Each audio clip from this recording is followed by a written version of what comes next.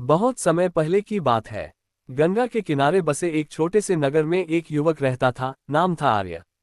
बाहर से देखने पर सब कुछ ठीक लगता था, पर भीतर उसका जीवन पूरी तरह उलझ चुका था।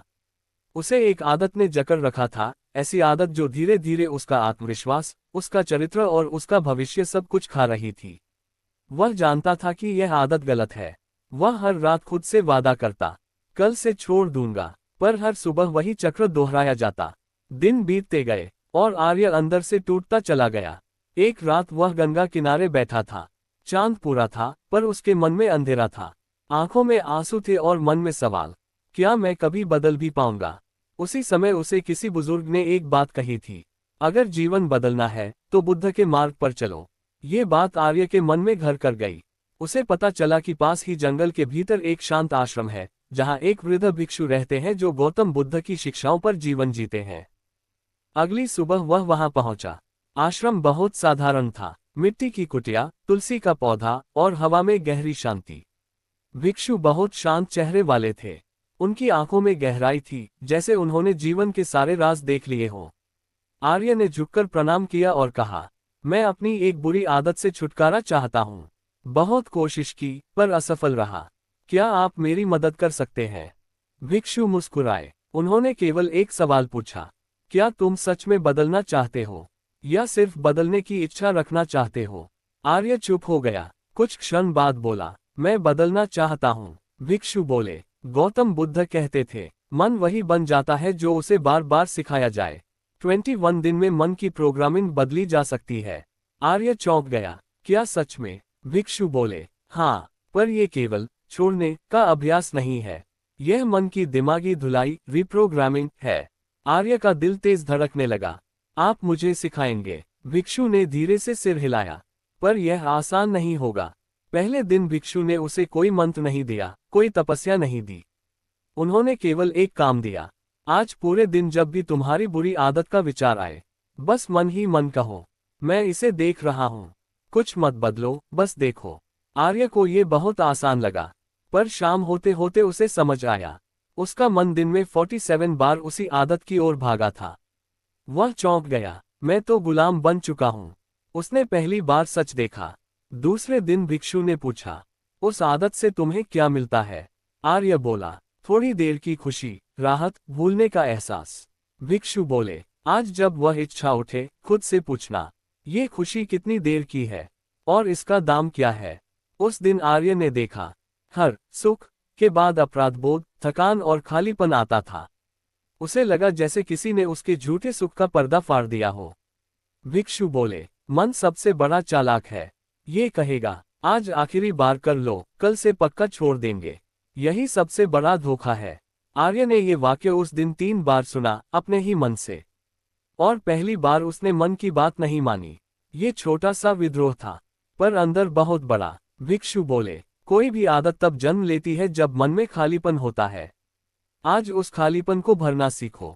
उन्होंने उसे निर्देश दिया, सुबह 10 मिनट मौन, शाम को 20 मिनट तेज चाल से चलना, और हर रात 5 बातें लिखना जिनके लिए वह आभारी है। उस दिन आर्य को पहली बार रात को सुकून की नींद आई। 4 ही दिनों में उसे लगने लगा, कुछ तो बदल रहा है। आदत अभी गई नहीं थी, पर उसका मन अब पहले जैसा मजबूर नहीं लग रहा था। उसने महसूस किया, वह अब आदत नहीं है, वह देखने वाला बन रहा है। और यही बुद्ध की पहली सीढ़ी है। 4 दिन बीत चुके थे।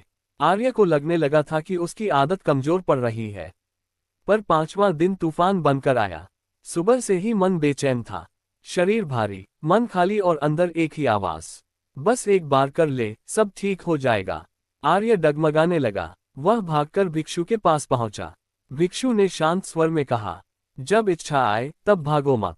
बैठ जाओ, आंखें बंद करो और देखो ये कहाँ पैदा हो रही है। आर्य ने पहली बार ध्यान से देखा।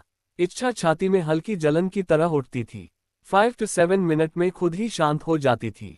उसने पहली बार सीखा, हर इच्छा स्थायी नहीं होती। भिक्षु बोले, तुम्हारी आदत पीड़ा से भागने का तरीका थी, अब पीड़ा से गुजरना सीखो। उस दिन जब बेचैनी आई, आर्य ने उसे महसूस किया, रोया, पर भागा नहीं। और 15 मिनट बाद मन शांत हो गया। उसे पहली बार लगा, मैं अपने दर्द से बड़ा हूँ।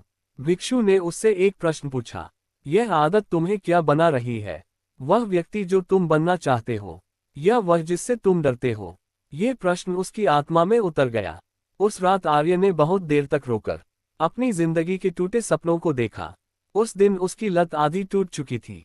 भिक्षु बोले, सबसे बड़ा बंधन ये है, मैं ऐसा ही हूँ। आज यह वाक्य छोड़ दो। हर बार जब मन कहे मुझसे नहीं होगा, तो वह बोले, यह मेरा स्वभाव नहीं, मेरी आदत है। ये छोटा वाक्य उसकी पहचान बदल रहा था। अब लोग उसकी आंखों में बदलाव देखने लगे थे। आवाज स्थिर, चेहरा शांत। उसे महसूस हुआ वह खुद को फिर से इज्जत देने लगा है। और यही वो शक्ति थी जो लत को जड़ से काटती है। मन ने आखिरी चाल चली, अब तो तुम जीत ही चुके हो, एक बार कर लेने से क्या फर्क पड़ेगा? आर्य मुस्कुराया, उसे पहचान हो गई थी। ये वही पुराना झूठ है। उसने मन से कहा, मैं अब नया व्यक्ति हूँ। और इच्छा टूट गई। 21 दिन सुबह सूरज अलग चमक रहा था। भिक्षु ने कहा, आज तुम वही नहीं हो जो 21 दिन पहले थे। तुम अब अपने मन के मालिक हो। आर्य की आंखों से आंसू बह निकले, पर ये आंसू हार के नहीं, आजादी के थे। भिक्षु ने बुद्ध के शब्द दोहराए, तुम वही बन जाते हो जो तुम हर दिन सोचते, महसूस करते और दोहराते हो। और आर्य समझ चुका था, दिमाग की धुलाई कोई जादू नहीं, ये रोज की चेतना है। 21वां दिन बीत चुका था, पर असली यात्रा अब शुरू हुई थी। क्योंकि आदत छोड़ना आसान होता है, पर नए मन से जीना वही असली साधना है। अब वह आदत नहीं थी, पर उसका स्थान खाली था। और खालीपन खतरनाक होता है। मन ने फुसफुसाया, कुछ तो होना चाहिए, कोई सहारा। भिक्षु बोले, आज तुम अपने साथ बैठना सीखो, बिना किसी सहारे के। आर्य पहली बार खुद के साथ बैठा, बिना फोन, बिना भागने की कोशिश। और उसे एहसास हुआ वह अकेला नहीं था, उसके भीतर शांति थी। भिक्षु ने कहा, अब तुम छोड़ने वाला नहीं, तुम जागृत व्यक्ति हो। ये शब्द उसकी आत्मा में उतर गया। अब जब कोई पूछता, क्या हुआ तुम्हें, वह मुस्कुराकर कहता, मैं जाग गया हूँ। एक सुबह भिक्षु उसे नदी किनारे ले गए। दोनों चुपचाप बैठे रहे। फिर भिक्षु ने एक पत्थर उठाया और पानी में फेंक दिया। लहरें उठी, फिर शांत। उन्होंने कहा, मन भी ऐसा ही है, तुम अब लहर नहीं, पानी हो। आर्य की आंखें भर आईं। एक पुराना मित्र आया, वही पुराना माहौल, वही पुरानी आदतें। मन डगमगाया, पर भीतर एक नई आवाज उठी, मैं अब वह नहीं हूँ।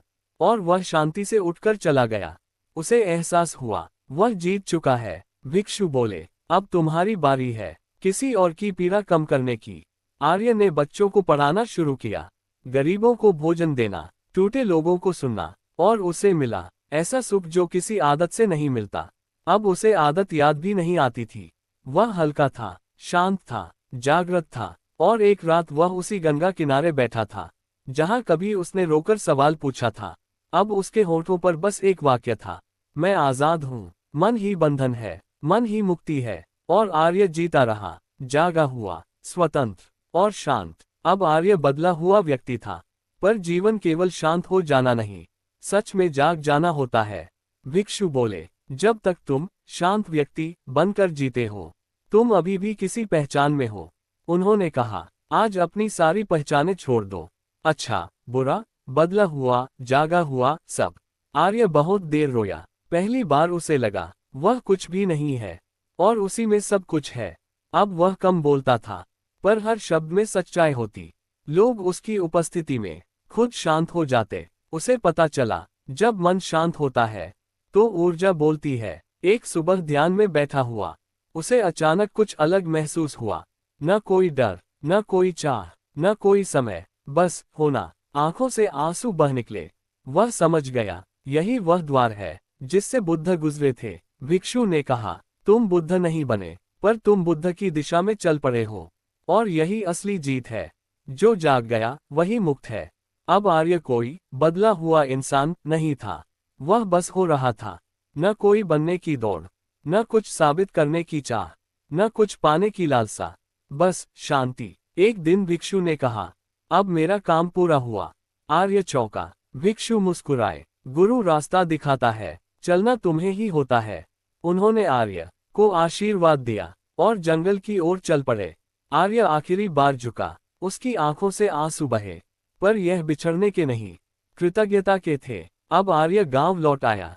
लोग उसे पहले जैसा नहीं पहचानते थे, पर उसकी शांति उन्हें खींच लाती। वह उपदेश नहीं देता था, वह बस सुनता था, और लोग बदलने लगते। एक दिन वही पुराना प्रलोभन फिर आया, जैसे भाग्य ने परखने के लिए भेजा हो। आर्य मुस्कुराया, मन ने आवाज नहीं उठाए। मन शांत था, और वहीं उसे समझ आ गया, अब वह मुक्त है। उस रात वह उसी गंगा किनारे बैठा, जहां कभी टूटा हुआ आर्य बैठा था। अब उसने आंखें बंद की, और बस एक वाक्य मन में आया, मैं कुछ भी नहीं हूं, और सब कुछ हूं। हवा शांत थी, पानी बह रहा था, और भीतर कोई भी नहीं था। यही मुक्ति है, जहां मन नहीं, वहीं निर्वाण है।